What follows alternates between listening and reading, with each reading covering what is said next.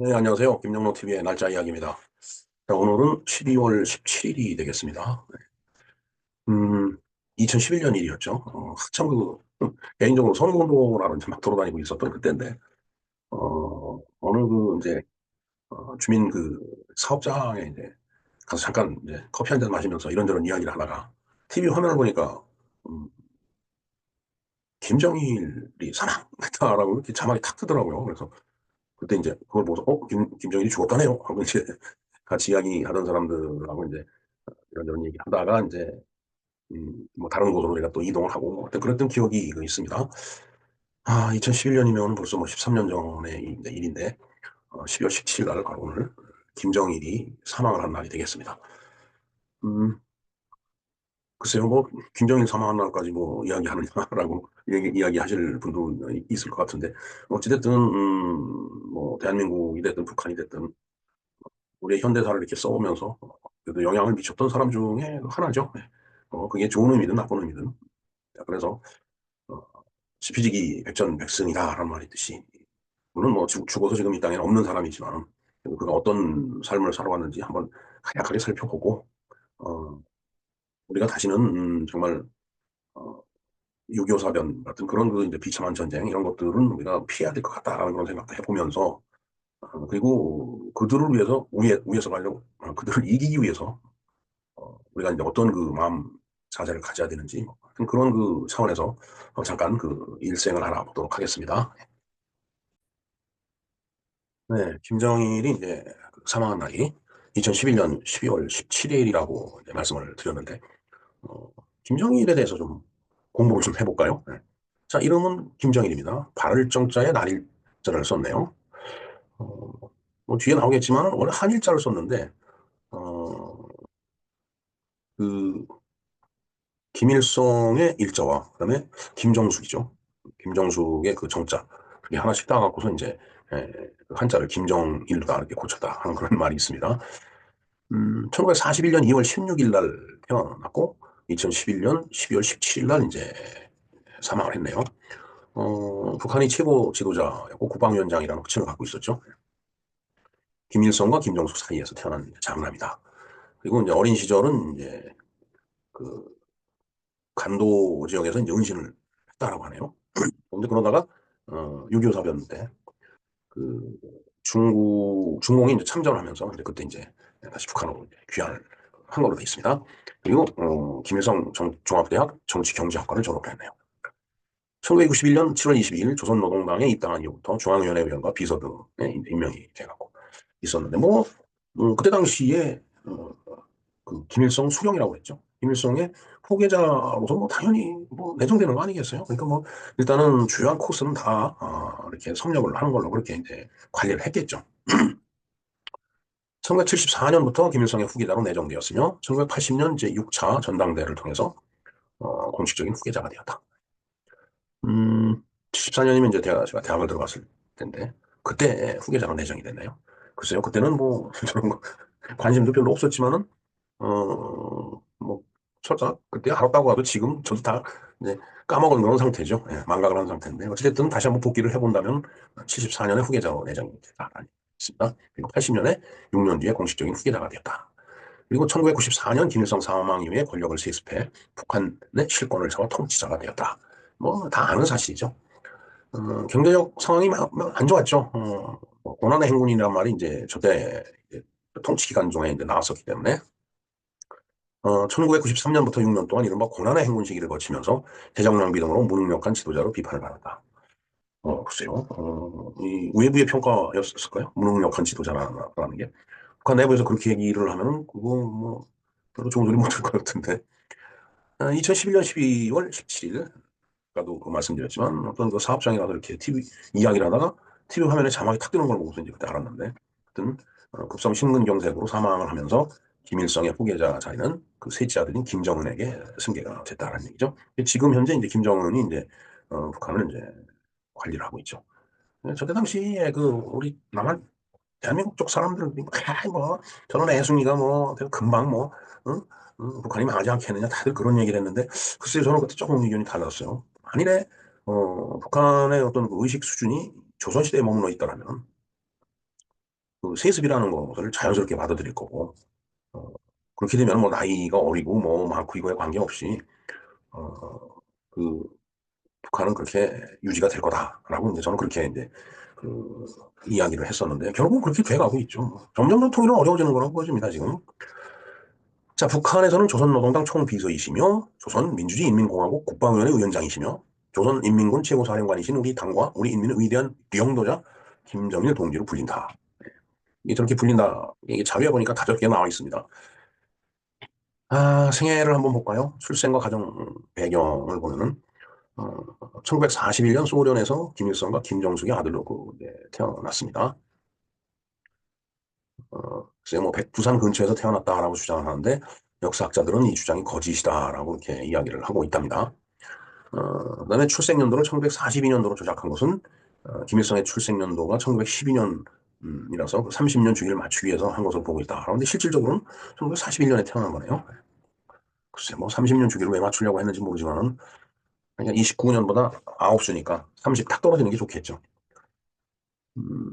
뭐 하여튼 어, 소련에서 태어났다라는 그 이제 말도 이제 있답니다. 그래서 이제 뭐 유리 이르세노비치 킴이라고 이제 불렀다는데 그것도 뭐 정확하지 않다라고 하네요. 참, 뭐 건너뛰는 것으로 하겠습니다. 어, 근데 이걸로 봐서는 정확한 출생지가 러시아네요. 지금의 소련. 그러니까 옛날 소련이죠. 오늘날의 라즈돌로의 마을로 김정일이 태어난 집은 라즈돌로의 마을길 88번지로 기차역 부근이며 지금도 남아 있어 연해주 관광객에게 관광 코스로 되어 있다. 그래서 뭐 저는 저쪽에 관광을 가본 적이 없어갖고 내용은 모르지만 또 그렇게 관광지화 이렇게 돼 있는 모양입니다. 어린 시절 그는 러시아 이름의 유리, 애칭인 유라고 불렸다. 유라. 유라니까 정유라가 생각이 나네요. 그래서 1945년 8월 8일 광복 이후에 부모를 따라 북한으로 들어온 후로도 한동안 김유라라는 이름을 사용을 했다라고 하네요. 네, 아까 잠깐 말씀드렸지만은 이제 러시아 이름 버리고 뭐 당연히 버려야 되겠죠. 그 입장에서 봐도 김정일이라고 했는데 한자를 이 발을정자에다 날일자로 한일자에서 날일자로 이렇게 1980년에 개명을 했다라고 합니다. 그래서 그게 김정숙의 정자와 아버지인 김일성의 일자 그 두 개를 합쳐갖고서 이름을 지었다라고 그렇게 이제 주장을 하고 있답니다. 광복으로 귀국한 후에 김정일은 북한에서 유복한 어린 시절을 보냈으나 9살 때 어머니가 난산 끝에 세상을 떠나고 이후 김정일은 어머니의 사랑을 받지 못하고 부하게 자랐다라고 하네요. 네, 어릴 적의 그 트라우마는 평생을 가는 거죠. 예, 그 성격 형성에도 굉장히 영향을 줬을 거라고 보여집니다. 1948년 남산소학교 인민반에 이제 입학을 했고, 거기서 이제 졸업을 하고서 만경대 혁명자 유자녀 학원에 편입을 했다고 해요. 삼석인민학교로 진학을 했다고 합니다. 뭐 어찌됐든 어머니 일찍 죽었기 때문에 참 글쎄요 부한 시절을 보냈다. 그래도 뭐 온갖 그 권력이 뭐 김일성에게 그 집중돼 있었던 때이기 때문에 그 불행이라는 게 어느 정도인지 좀 감이 잡히지 않습니다. 예. 어찌됐든 그렇게 공부를 쭉 해왔어요. 성적은 썩 우수한 편은 아니었으나 상위권을 유지했다. 상위권 유지했으면 됐죠, 뭐 사실은. 저도 1등을 못했으니까. 근데 음울한 유년기를 보냈고, 글쎄, 어머니가 없으면 또 뭐, 정서적으로 그렇겠죠. 네, 뭐. 그다음에 체육이나 활동적인 것보다는 주로 독서와 시, 장문 등에 심취했다. 나중에도 보면은 예술 쪽으로 관심이 많이 있었던 것 같습니다. 그다음에 이제 청소년기를 이제 보내면서 여러 가지 어, 아주 내력이 있네요. 예. 쭉 보면은 이제 어느 학교를 거쳐갖고서 쭉 이제 됐다는 게 34번 한번 볼까요? 이 시절의 김정일은 감수성이 풍부했고 감정적이었다라고 하네요. 그러니까 뭐 시를 좋아했다 뭐 이런 것들이 그냥 그야말로 뭐 길바닥에 나가서 뭐 총검을 들고 뭐 총검술을 한다든가 이런 그 활동적인 거, 체육 활동하는 거 이런 거보다는 시를 읽고 음악 감상을 하고 뭐 이런 상당히 그 감성적인 어, 그런 성격을 가졌던 그런 그 인간이었던 것 같습니다. 그다음에 고급반을 졸업한 1960년 9월부터 김일성 종합대학 정치경제학과에 입학하고 1964년 4월에 졸업을 했네요. 그래서 젊은 시절에 관심거리는 음악, 농업 그리고 자동차 수리. 참 독특합니다. 그다음에 이제 연구 여행, 세미나도 조직하고 학술 경쟁도 하고 학구적인 면도 있었던 모양입니다.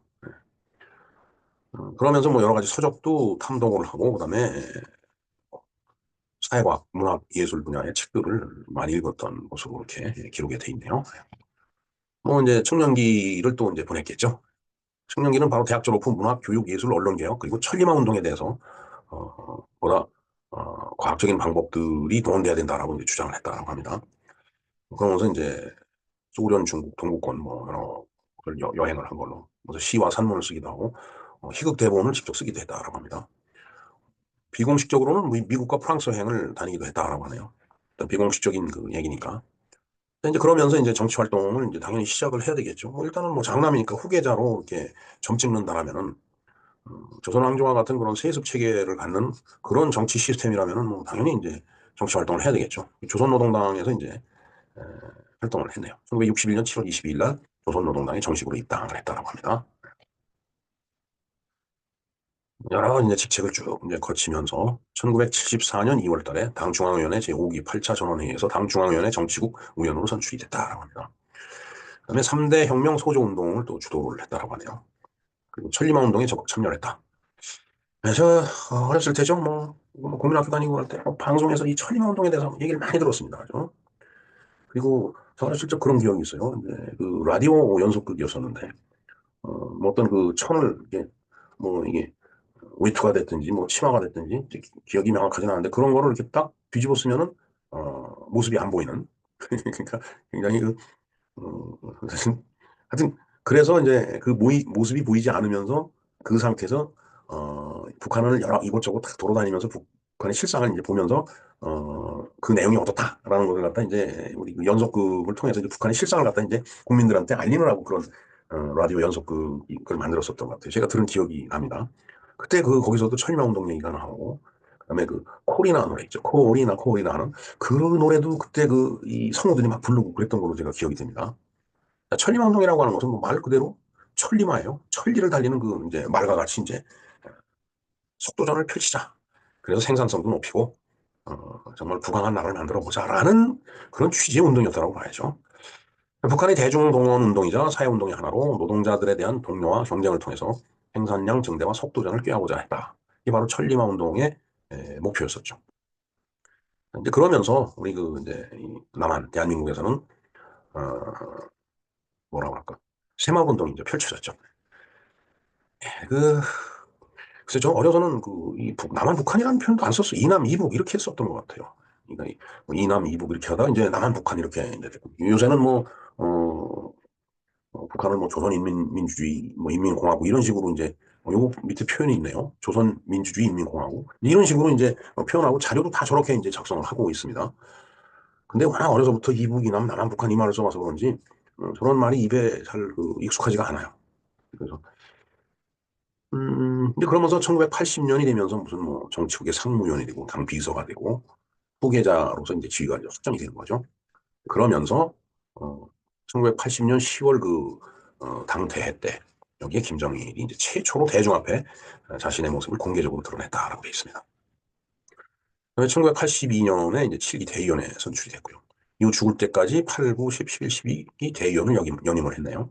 그리고 1984년 5월 18일 남조선 인민들이 반미 자주화 투쟁은 높은 단계의 애국 투쟁 운동이다라고 뭔가 그 작품을 갖다가 발표를 한 모양입니다. 어, 그다음에 인민군 지휘관에 이제 또그 취임을 했네요. 90년 5월에는 국방위원회 제1부위원장을 맡았고, 그다음에 1991년에 그때까지 김일성이 맡고 있었던 조선인민군 최고사령관직을 이제 승계를 했네요. 그러니까 완전히 권력이 이제 완전히 그 이제 인수가 된 거다라고 보면 될 것 같습니다. 그 뒤에 92년 4월에 원수 칭호를 받았네요. 원수 하면은 뭐 뭐라고 할까요? 가장 높은 지위죠. 네. 우리가 원수 하면은 뭐 메가더 원수 뭐 이렇게 얘기를 하는데 그러니까 별 4개를 초월하는 그런 어떤 리더. 이제 이런 사람들한테 이제 주어지는 칭호가 그 원수라고 이제 보여지는데 그 원수라는 칭호를 받은 거죠. 그리고 1993년 4월 헌법 개정을 통해서 국가주석의 국방위원회 위원장 겸임 조항을 삭제하면서 국방위원장직도 넘겨받았다라고 되어 있습니다. 그다음에 이제 정적을 숙청을 이제 하는데 이건 뭐 정치 세계에서 만약 일반적인 그런 뭐 현상이라고 봐야 되겠죠. 예, 정적을 숙청하는 거는. 이건 뭐 어느 나라고 어느 시대고 다 있었던 거라고 보여집니다. 네, 그렇게 간단하게 하고 넘어갈까요? 그다음에 인민대학습당 사건이 또 있네요. 이게 이제 그 김평일하고의 관계, 김평일이 뭐 맞아요. 뭐 요고대사로 발령나고 뭐 저쩌고 했던 걸로 기억이 듭니다, 진짜. 아주 오래전 이야기가 되겠네요. 네. 자, 어찌됐든 김일성이 이제 사망을 한 다음에 이제 북한을 통치하는 집권자로서 이제 등장을 하게 되는 거죠. 네. 1994년 아버지 김일성이 사망하자 3년간의 유군 통치를 발표하였으나 사실상의 통치권자가 되었다. 뭐 유군 통치, 뭐 말은 뭐 유군 통치라고 하면서 뭐 실질적인 거는 다 통치권자의 그런데 뭐 행위라고 봐야 되겠죠. 네. 그다음에 2009년 4월 9일에 헌법을 고쳐서 국가원수에 취임을 했네요. 그다음에 1990년 베를린 장벽이 또 붕괴가 되고 92년에 소련이 붕괴하죠. 어, 그걸 보고서 이제 개방 정책을 갖다 이제 추진을 했다라고 합니다. 그래서 우리 이제 귀 익숙하죠. 마진선봉식구 개성공단, 그다음에 한경남대 원산을 무역항을 재정비하고 외국 상인들도 출입을 허용을 했고, 그다음에 1998년 이후에는 네 개의 경제 특구를 지정을 해갖고, 근데 이제 개방 정책을 이제 쓴 건데, 어, 글쎄요 등소평의 그 개혁 개방 같이 그런 식으로 과감하게 했다라면, 글쎄요 지금의 북한이 이제 다른 모습이었을 것 같은데, 이제 저러면서 이제 핵무기 개발로 들어간 거라고 봐야 되겠네요. 97년 10월에 조선노동당 총비서에 선출이 되네요. 그리고 98년에 정주행 현대그룹 명예그룹 회장 평양에서 회담을 하고 99년 1월 초에 신년사에서 새해를 민족의 자주와 대단결의 해라고 선언을 했다고 합니다. 음. 그러면서 과학기술 발전 5개년 계획을 갖다 추진을 했다고 하네요. 보면은 뭐 반도체 소프트웨어 개발, 그다음에 뭐 알루미늄 2층 배선 제작 기술 등등 전자공학, 화학공학, 생명공학 위주로 여러 가지 그 프로젝트를 추진을 한 걸로 나와 있습니다. 그리고 16비트 마이크로 프로세서도 이제 개발을 했다라고 하고요. LCD, TV도 만들고. 그런 거 보면은, 그래도 나름대로는 뭔가를 해보려고 굉장히 노력을 하지 않았나 하는 생각이 드네요. 그다음에 2000년대 이제 들어서서 국방위원장이 다시 이제 추대가 되고, 그다음에 뭐 여러 가지 그 이제 직책을 이제 맡게 됩니다. 근데 2008년에 뇌혈관 질환으로 쓰러진 뒤 2009년 전후 김정은을 청년 대장으로 소개를 했다. 그러니까 저 뇌혈관 그러니까 중풍이죠. 이렇게 쓰러지고 나서 이제 한동안 조금 뭐 어눌하다고 할까 그런 상태에서 이제 계속 이제 그 권좌를 유지를 하고 있었죠. 이제 그러면서도 이게 건강이라는 게 이제 끝까지 뒷받침이 안 되면 후계자가 있어야 되겠구나 해서 이제 김정은을 청년 대장으로 소개했다는 것은 이제 후계자를 내세우는 그런 작업을 한 거라고 보여집니다. 음, 근데 이제 김정은이 지금 김일성과 비슷하죠, 외모가. 체격도 그렇고. 하여튼. 자, 그러면서 이제 남북 정상회담을 하게 됩니다. 2000년 6월 15일 날 평양에서 김대중 전 대통령과 정상회담을 하죠. 6.15 남북 공동선언을 발표하는데, 네, 뭐 저도 이 사안은 뭐 뚜렷하게 기억이 납니다. 그 순환 비행장에 내려서, 그 북한 그, 그 산하를 이렇게 한동안 이렇게 쏟다보다 이제 트랩에서 내려왔죠. 그게 기억이 나네요. 그러면서 이제 올림픽 같은데 남북 선수단이 동시 입장한다든가, 그다음에 이제 금강산 관광 사업도 이제 진행을 했고, 2001년에는 푸틴하고 회담을 또 했네요. 2007년 노무현 전 대통령하고 두 번째 이제 회담을 하네요. 아무튼 저 무렵이 그 1차 핵실험을 하던 그 무렵이었던 것 같아요. 하여튼 뭐 그렇게 쭉 지나왔는데, 어, 북한에 이제 그 식량난이 이제 이렇게 그 식량난이 발생을 한 거죠. 그래서 우리가 고난의 행군 뭐 이런 얘기라고 저때 많은 사람들이 가사를 했다라고 뭐 북한 인구의 절반이 넘는 1,300만 명이 기근에 시달리고 있다라고 했으니까. 그래서 이제 이때 미국, 일본, 유럽 또 우리나라, 남한, 대한민국 등으로부터 상당량의 식량과 비료 원주를 받기도 했다라고 되어 있습니다. 그러면서 이제 여러 가지 그걸 타개하기 위해서 경제 조치를 갖다 많이 이렇게 어, 실행을 한 것으로 이렇게 나와 있네요. 그래서 생애 후반에 보면 이제 건강 이상설이 이제 건강이 이상해졌죠. 그다음에 이제 김정일은 사망 직전까지 김정은과 함께 경제개혁 준비를 착수를 하였는데 2011년 12월 17일 날 이제 사망을 했다. 심근경색과 심장쇼크, 71세 나이. 글쎄요, 요즘 뭐 100세 시대 얘기하는데 71세는 좀 일찍 죽었다라고 그렇게 볼 수 있겠습니다. 예. 그리고 이제 여러 가지 그 비판과 이제 평가가 있죠. 예. 자신의 독재 체제를 유지하기 위해 대내적으로 정치권 수용소와 자유와 끔찍한 인권의 탄압을 이제 자행했다. 그리고 극단적인 테러리즘이 발생했죠. 아웅산 테러 사건이 있었죠. 최은희 그 부부가 또 납북됐죠. 그다음에 칼기 또 칼 858기인가요? 그게 이제 폭파가 됐죠. 예. 2002년에 NPT 탈퇴를 선언합니다. 그리고 2006년 10월 정도로 제가 기억이 되는데 1차 핵실험을 하죠. 예. 그러면서 그 이후에 뭐 천안함 폭침 사건도 있었고 연평도 포격전도 있었고 참 정말 생각하기 싫은 그런 사건들이 엄청 많이 이제 일어났네요. 그다음에 이제 용천에서 폭발 사고가 있었는데 그때 150명이 숨지고 1,300명이 부상을 당했다라고 하네요. 2004년 4월 22일. 이게 암살을 시도한 사건이었다라고 하는 의혹이 있다고 합니다. 예, 그 성격을 보면 뭐 앞에서 쭉 이야기가 됐지만은 뭐 문학, 시, 역사, 역사학, 영화 이런 데 관심이 많았고 그다음에 작사 작곡도 그래요. 그다음에 뭐 책도 여러 가지 이제 책도 썼고 그다음에 이제 음식하고 요리하는데도 그 관심도 많았고 주애도 깊었다고 합니다. 미식가로 알려져 있다고 하네요. 그다음에 이제 여성 편력이 있는데 사실 뭐 엄청난 그 내용이 있는데 제가 다 생략하기로 하겠습니다. 뭐 저런 것까지 이야기를 할 필요 없을 것 같고요. 네, 이상 뭐 지피지기 백전백승이다라고 앞에서 말씀을 드렸는데 그런 의미에서 김정일에 대해서 우리가 알아봤습니다. 오늘은 또 성노동자에 대한 폭력 종식의 날이기도 합니다. 그러니까 아주 그 비하하는 말로 이제 창녀라고 우리가 많이 얘기를 하는데 그런 그 일에 종사하는 사람들을 이렇게 또 이제 때린다든가 그런 것들은 이제 우리가 종식하자라고 하는 그런 날이라고 하네요. 그다음에 이제 미국에서 라이트 형제가 이제 그 비행기를 이제 발명을 하는데 그래서 그 라이트 형제 날을 미국에서 이렇게 기념을 하고 있다고 합니다. 뭐 그에 대해서도 다 한 번씩은 말씀을 드렸던 것 같아요. 예, 하여튼 뭐 지금 국내 정치 상황이 참 어수선합니다. 여러 가지로 참 글쎄요 뭐 슬픈 한국이라는 말이 이렇게 나오는데 정말 뭐 모든 일이 제대로 잘 돌아갔으면 하는 그런 생각을 가져봅니다. 네, 김영로 TV의 날짜 이야기였습니다. 감사합니다.